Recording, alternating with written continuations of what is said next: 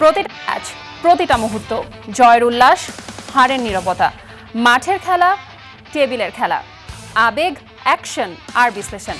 খেলা যেমন, খবরটাও ঠিক তেমন গরমাগরম। Welcome to Star Play. সাথে আছি আমি ডায়না জারিন। সিলেট টেস্টের খবর। 5 দিনে গড়ালো বাংলাদেশ পাকিস্তান টেস্ট। টাইগারদের দেয়া 437 রানের টার্গেটে 7 উইকেটে 316 রান নিয়ে দিন শেষ করেছে পাকিস্তান। 75 রানে অপরাজিত আছেন মোহাম্মদ রিজওয়ান। শেষ দিনে বাংলাদেশের চাই 3 উইকেট আর অতিথি দলের 121 রান। চতুর্থ দিনে বাংলাদেশের হয়ে 4 উইকেট নিয়েছেন তাইজুল।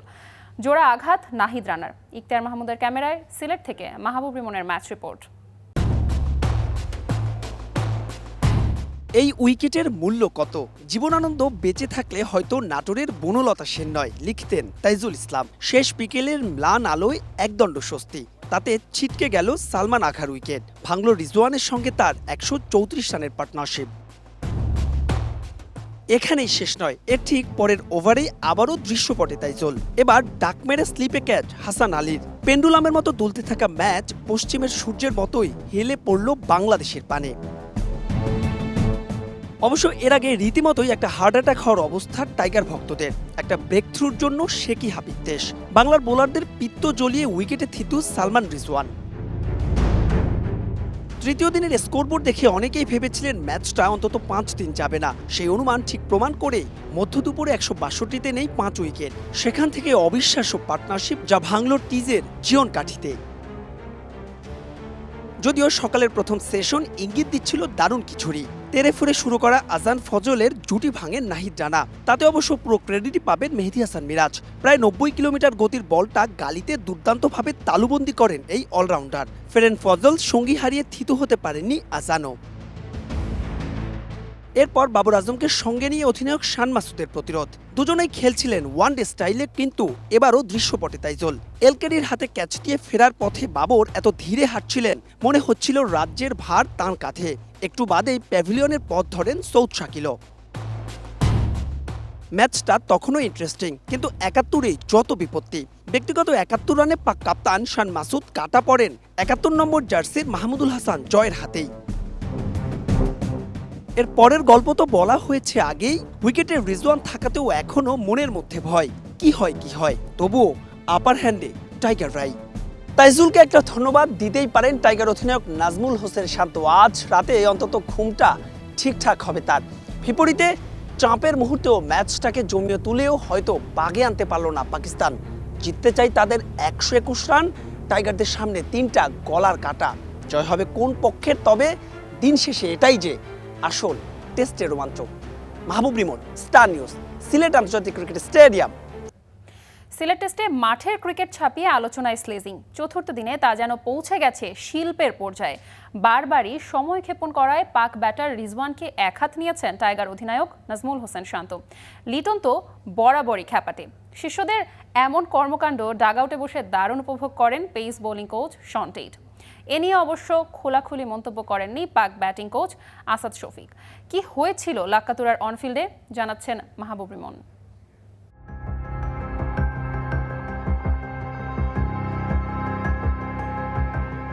অ্যাক্টিং নয়, ওভার অ্যাক্টিং, তাও আবার বলে বলে।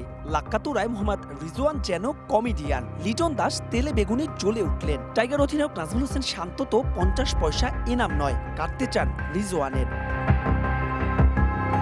আসলে হয়েছিলটা কি?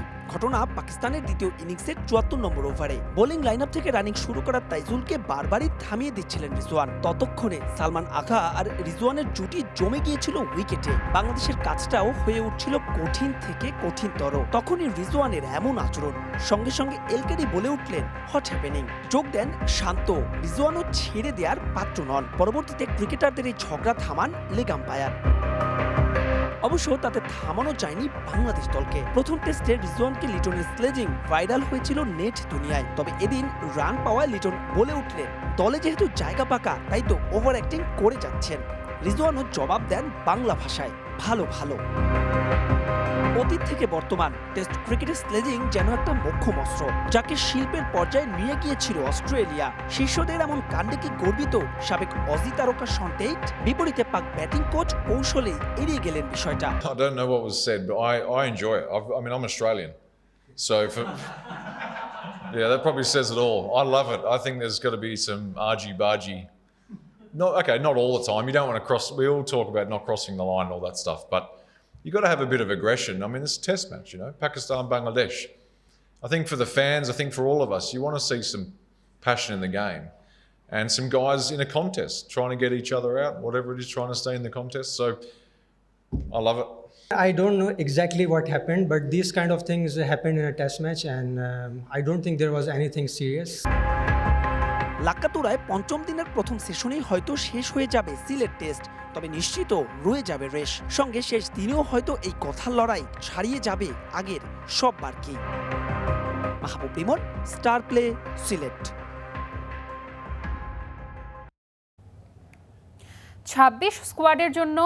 26 বিশ্বকাপের জন্য স্কোয়াড ঘোষণা করেছে পর্তুগাল। মার্তিনেজের বাছাই করা 27 সদস্যের এই দলে জায়গা পেয়েছেন 41 বছর বয়সী তারকা ক্রিস্টিয়ানো রোনালদো। এছাড়াও জোয়াও ফিলিক্স, ব্রুনো ফার্নান্দেজের মতো তারকারাও আছে। দেখার অপেক্ষা 26 বিশ্বকাপে আসলে পর্তুগাল ফেভারিট হয়ে থাকতে পারে কিনা। 41 বছর বয়সে আবারও গ্রেটেস্ট শো অন আর্থে দেখা যাবে ক্রিস্টিয়ানো রোনালদোকে। 2006 সালে প্রথম বিশ্বকাপ খেলা পর্তুগিজ মহাতারকা এবার খেলতে যাচ্ছেন নিজের ষষ্ঠ বিশ্বকাপ। কোচ রবার্তো মার্তিনেজ পর্তুগালের 27 সদস্যের দলে রেখেছেন দেশটির সবচেয়ে বড় তারকাকে। 2 দশকের আন্তর্জাতিক ক্যারিয়ারে অসংখ্য রেকর্ড গড়া CR7 এবারও থাকছেন পর্তুগালের সবচেয়ে বড় ভরসা হয়ে।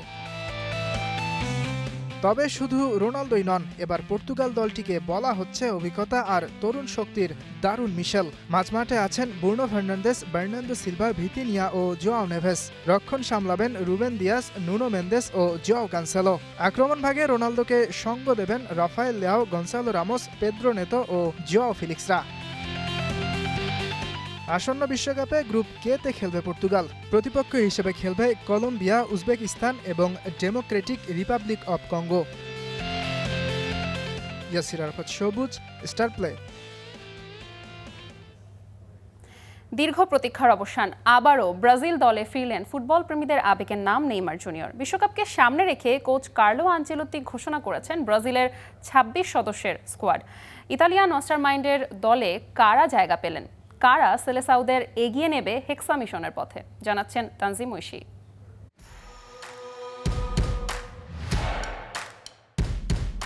ব্রাজিলের বিশ্বকাপ যাত্রাটা এবার আক্ষরিক অর্থেই শুরু হলো। নাচ, গান আর উচ্ছ্বাসে ভরা জমকালো আয়োজন করে বিশ্বকাপ স্কোয়াড ঘোষণা। যদিও পুরো ব্রাজিল অপেক্ষা করছিল একটাই নাম শোনার জন্য। অবশেষে সেই প্রতীক্ষার অবসান ঘটালেন কোচ কার্লো আনচেলোত্তি। বিশ্বকাপের জন্য 26 সদস্যের দল ঘোষণা করেছে সেলেসাওরা, আর সেই দলে ফিরেছেন ব্রাজিলের সর্বকালের সর্বোচ্চ গোলদাতা নেইমার জুনিয়র। গোলরক্ষক, ডিফেন্ডার, মিডফিল্ডারদের নাম ঘোষণা করার পরে আসে সেই প্রতীক্ষিত মুহূর্ত। আক্রমণ ভাগের খেলোয়াড়দের নাম বলতে গিয়ে প্রথমেই চমক দেন আনচেলোত্তি। তরুণ তারকা এন্ড্রিকের নাম ঘোষণার পরেই একে একে আসে গ্যাব্রিয়েল মার্টিনেল্লি, ইগোর থিয়াগো, মেথিও কুইয়ার নাম। তারপরে উচ্চারিত হয় সেই প্রতীক্ষিত নাম নেইমার, আর সঙ্গে সঙ্গে উচ্ছ্বাসে ফেটে পড়ে পুরো অনুষ্ঠান স্থল। আলিসনকে নিয়ে 3 গোলকিপার, সান্দ্রো ব্রেমারদের নিয়ে 8 ডিফেন্ডার, অভিজ্ঞ কাসিমিরো, ফাবিনিওদের নিয়ে 7 মিডফিল্ডার, আর ফরওয়ার্ড হিসেবে প্রাণভ্রমরা নেইমার, ভিনিসিউস, এন্ড্রিকরা তো আছেনই। আগামী 13 জুন মরক্কোর বিপক্ষে ম্যাচ দিয়ে বিশ্বকাপ মিশন শুরু করবে 5 বারের বিশ্ব চ্যাম্পিয়নরা। গ্রুপ সিতে ব্রাজিলের অন্য 2 প্রতিপক্ষ হাইতি আর স্কটল্যান্ড। এবার নেইমারকে সামনে রেখেই হেক্সা মিশনের স্বপ্ন বুনছে পুরো Brazil. Tanzim Oishi, star play. আবারও ব্রাজিলের জার্সিতে দেখা যাবে নেইমার জুনিয়রকে, যিনি ব্রাজিলের ইতিহাসে সর্বকালের সর্বোচ্চ গোলদাতা। নেইমারের নাম যখন ঘোষণা করা হয় ঠিক তখনই আবেগের বিস্ফোরণ ঘটেছে রিওতে। বিস্তারিত জেনে নেব সহকর্মী ইয়াসির আরাফাত সবুজের রিপোর্টে। কার্লো আনচেলোত্তি নেইমারের নাম উচ্চারণ করেই বাধ্য হলেন থেমে যেতে। মিউজিয়াম অব টুমরোতে বাঁধভাঙা উল্লাস ছড়িয়ে পড়ল।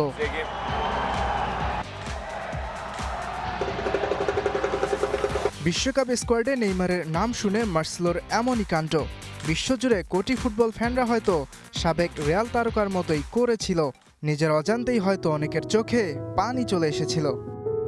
একটা অপেক্ষা, একটা দীর্ঘ রাতের গল্প, প্রায় 700 সাংবাদিক উপস্থিত, বিশ্বজুড়ে কোটি মানুষের চাতক পাখির মতো অপেক্ষা। সবার মনে একটাই প্রশ্ন, নেইমার জুনিয়র ব্রাজিল দলে থাকবেন কিনা? উত্তরটা জানেন কেবল কার্লো আনচেলত্তি।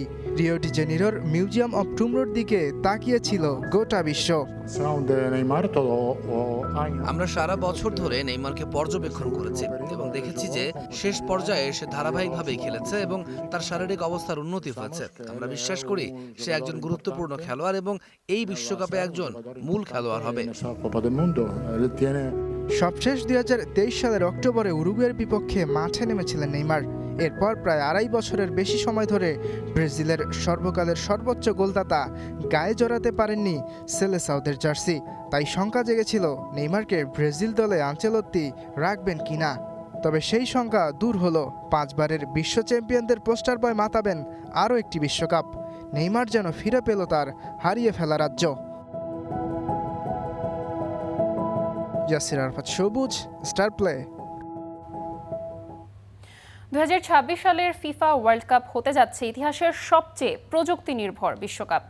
একটা অফসাইড সিদ্ধান্ত জানা যাবে মাত্র কয়েক সেকেন্ডে। থাকবে প্লেয়ারদের ডিজিটাল অ্যাভাটার, বল পাঠাবে লাইভ ডেটা, স্ক্রিনে থাকবে সিনেম্যাটিক ভিউ। এবারের বিশ্বকাপে শুধু কেপ ভার্দে আর কুরাসাওয়ের অভিষেক হচ্ছে না, অভিষেক হচ্ছে এআই এরও। রিয়েল টাইম ডেটা আর 3D সিমুলেশন নিয়ে এবারের বিশ্বকাপে প্রযুক্তিটাকেই পণ্য বানাচ্ছে ফিফা। ফুটবল সবসময়ই আবেগের খেলা। মিলি মাইক্রোসেকেন্ডের অনেক ঘটনা বা বিতর্কই এ খেলার মোড় ঘুরিয়েছে, দিয়েছে আলাদা সৌন্দর্য। কিন্তু এখন সেই আবেগ আর সৌন্দর্যের সাথে যোগ হচ্ছে নতুন মাত্রা। প্রথমবারের মতো এবারের ফিফা ওয়ার্ল্ড কাপে দেখা যাবে অ্যালগোরিদমের ব্যবহার। ফিফা বিশ্বকাপের অফিসিয়াল টেকনোলজি পার্টনার হয়ে লেনোভো এবার বিস্ময় জাগানোর ডুলি নিয়ে বসেছে। বিশ্বকাপে সবচেয়ে বড় পরিবর্তন আসছে অফসাইড সিদ্ধান্তে। ফিফা ব্যবহার করছে সেমি অটোমেটেড অফসাইড টেকনোলজি। প্রতিটা স্টেডিয়ামের ছাদের নিচে বসানো থাকবে একাধিক স্পেশাল ক্যামেরা। এই ক্যামেরাগুলো খেলোয়াড়দের শরীরের প্রায় 29টি পয়েন্ট ট্র্যাক করবে প্রতি সেকেন্ডে। হাত, পা, কাঁধ সবকিছুই বিশ্লেষণ করবে এআই। এজন্য প্রতিটি খেলোয়াড়কে ডিজিটালি স্ক্যানও করা হবে। মাত্র 1 সেকেন্ডের স্ক্যানে তৈরি হবে তাদের 3D এআই অ্যাভাটার। এতে খেলোয়াড়দের শরীর ট্র্যাক করা যাবে আরও নিখুঁতভাবে। অফসাইড সিদ্ধান্তটাও হবে আরও দ্রুত। বলের মাঝেও থাকছে সেন্সর। বিশ্বকাপের এই স্মার্ট বল বুঝে ফেলবে ঠিক কোন মুহূর্তে পাস দেয়া হয়েছে আর কয়েক মিলিসেকেন্ডের মধ্যেই অফসাইড লাইনও তৈরি করবে। মাঠে থাকা দর্শকদের জন্য দারুণ এক অভিজ্ঞতা হতে যাচ্ছে এবারের ওয়ার্ল্ড কাপ। বড় স্ক্রিনে থাকবে 3D রিপ্লে, প্রায় ভিডিও গেমের মতো থাকবে রিয়েল টাইম অ্যানিমেশন। রেফারিদের শরীরে লাগানো থাকবে বিশেষ ক্যামেরা, যেটাকে বলা হচ্ছে রেফারি ভিউ। দর্শকরা দেখতে পারবেন রেফারি আসলে কি দেখছেন মাঠে। শুধু রেফারিং নয়, এআই ব্যবহার হবে ট্যাকটিক্সেও। ফিফা ও লেনোভো মিলে তৈরি করেছে ফুটবল এআই প্রো নামের একটা বিশেষ সিস্টেম। এটা কোচ ও টিম অ্যানালিস্টদের দেবে match analysis, heat map, passing pattern, ট্যাকটিক্সের 3D ভিউ আর এআই জেনারেটেড ইনসাইটস। ছোট দল আর বড় দলের প্রযুক্তিগত ব্যবধান কমিয়ে এনে খেলাটাকে আরো জমজমাট করাটাই যেন এবারের ফিফার মূল লক্ষ্য। শুধু মাঠের খেলাই না, স্টেডিয়ামের বাইরেও আর্টিফিশিয়াল ইন্টেলিজেন্সের সর্বোচ্চ ব্যবহার হতে যাচ্ছে এবারের ওয়ার্ল্ড কাপে। দর্শকদের ঢল, নিরাপত্তার ঝুঁকি, এমনকি তাদের স্বাস্থ্য ঝুঁকিও দেখা যাবে প্রতি স্টেডিয়ামের রিয়েল টাইম অ্যানালাইসিস ডিজিটাল টুইনে। সব মিলিয়ে কৃত্রিম বুদ্ধিমত্তার এই যুগে এসে ফুটবলকে স্মার্ট স্পোর্টস বানানোতেই যেন উঠে পড়ে লেগেছে ফিফা। সারা মাহবুব, স্টার প্লে। একটি যুগের অবসান হতে চলেছে ইংলিশ ফুটবলে। প্রায় 1 দশক ধরে ম্যানচেস্টার সিটিকে সাফল্যের চূড়ায় নিয়ে যাওয়া পেপ গার্দিওলা নাকি বিদায় বলছেন ইতিহাদকে। ব্রিটিশ গণমাধ্যম ডেইলি মেইলের দাবি, মৌসুম শেষেই সিটির ডাগআউট ছাড়ছেন এই স্প্যানিশ কোচ। 2016 সালে দায়িত্ব নেওয়ার পর সিটিকে বিশ্ব ফুটবলের অন্যতম সেরা ক্লাবে পরিণত করেন এই মাস্টারমাইন্ড কোচ। তার অধীনে ক্লাবটি জিতেছে 6টি প্রিমিয়ার লিগ ও প্রথম চ্যাম্পিয়ন্স লিগ শিরোপা। আগামী রোববার অ্যাস্টন ভিলার বিপক্ষে ম্যাচটি হতে পারে গার্দিওলার শেষ ম্যাচ। এরপরই আসতে পারে আনুষ্ঠানিক ঘোষণা। সূত্র বলছে, সোমবার ম্যানচেস্টারের ছাদ খোলা বাসে বিশেষ প্যারেডেরও পরিকল্পনা করেছে ক্লাবটি। তবে বিদায়ের আগে এখনও ঘরোয়া ট্রেবল জয়ের সুযোগ থাকছে পেপের সামনে।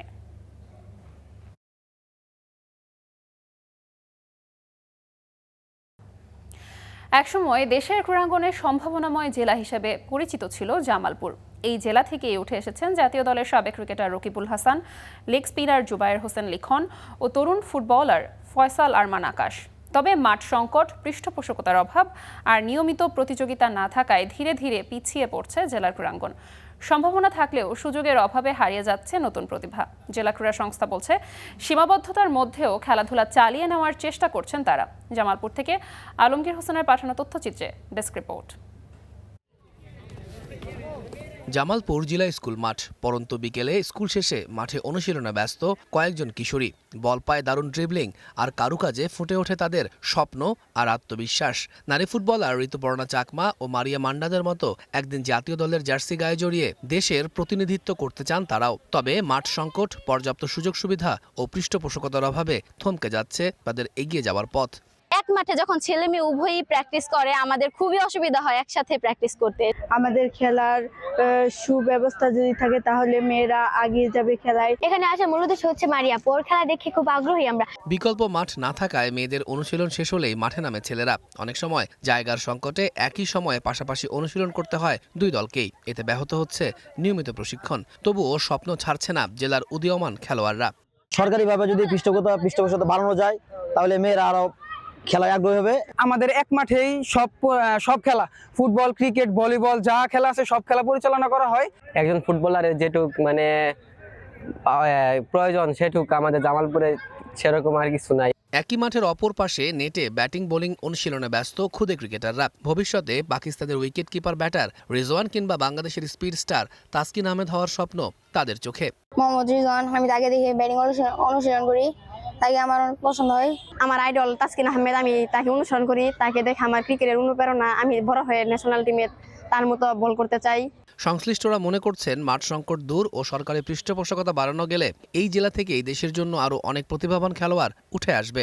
আরও যদি মাঠের সংস্থান করা হয়, সরকার যদি এদিকে সুদৃষ্টি দেয়, তাহলে আমাদের কার্যক্রম বহুত এগিয়ে যাবে এবং জামালপুর থেকে প্রচুর প্রতিভাবান খেলোয়াড় আছে, তারা মাঠ সংকটের কারণে ঠিকমতো অনুশীলন করতে পারে না। আমাদের আরও মাঠ সংস্কারের প্রতি মনোযোগ দেওয়া উচিত।